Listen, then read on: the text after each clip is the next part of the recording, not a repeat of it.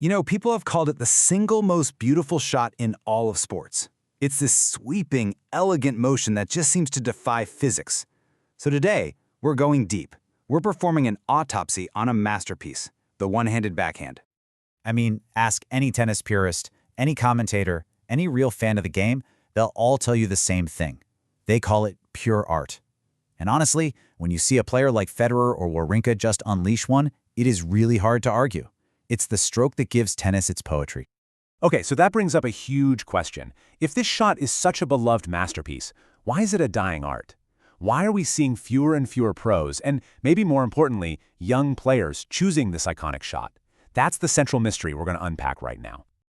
To find the answer, we have to start with the most fundamental choice a player makes when they're learning the game. One hand or two? It really is the classic showdown.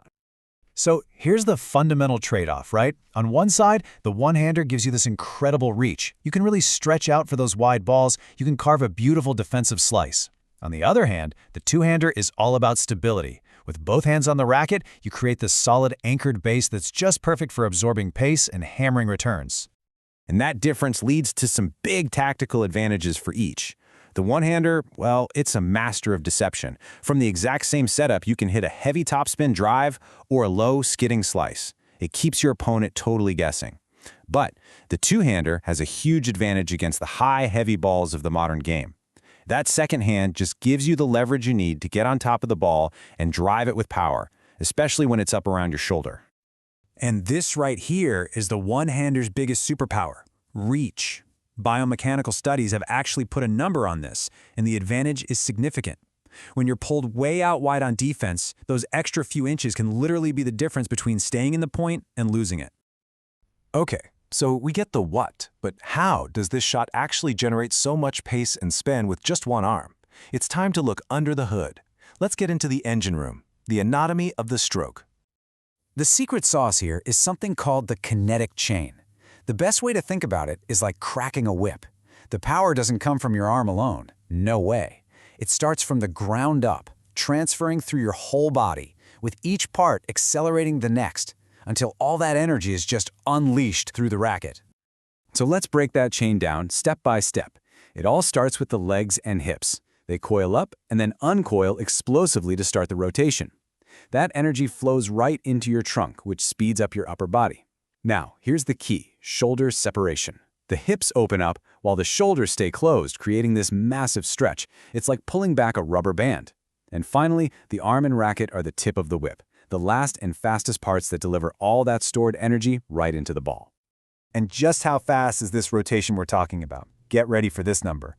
Kinematic studies on elite players show their trunks hitting a peak speed of over 1,000 degrees per second. To put that in perspective, that's like spinning around almost 3 full times in a single second. It's an absolutely explosive, perfectly timed movement.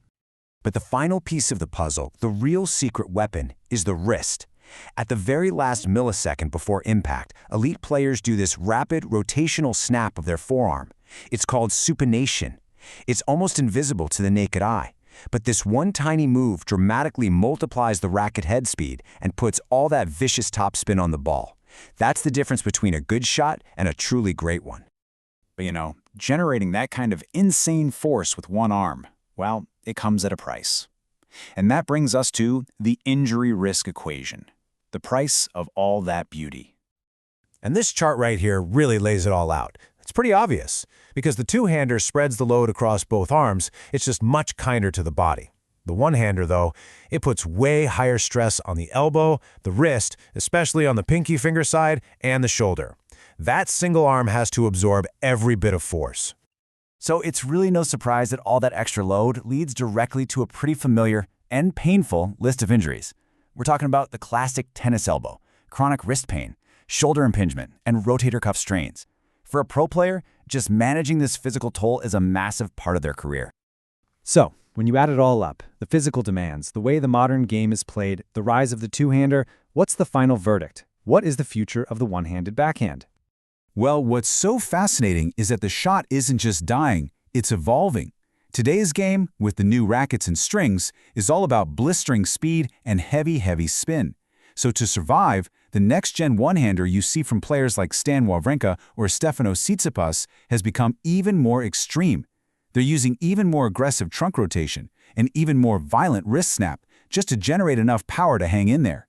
They've had to adapt the masterpiece for a whole new era. Which leaves us with one final thought. The one-handed backhand is, without a doubt, a marvel of athletic poetry and incredibly complex biomechanics. But is it a true masterpiece, the pinnacle of the sport? Or, in an era that's completely defined by power and punishing physicality, is it simply a beautiful mistake? The answer, it seems, is still being written on the court.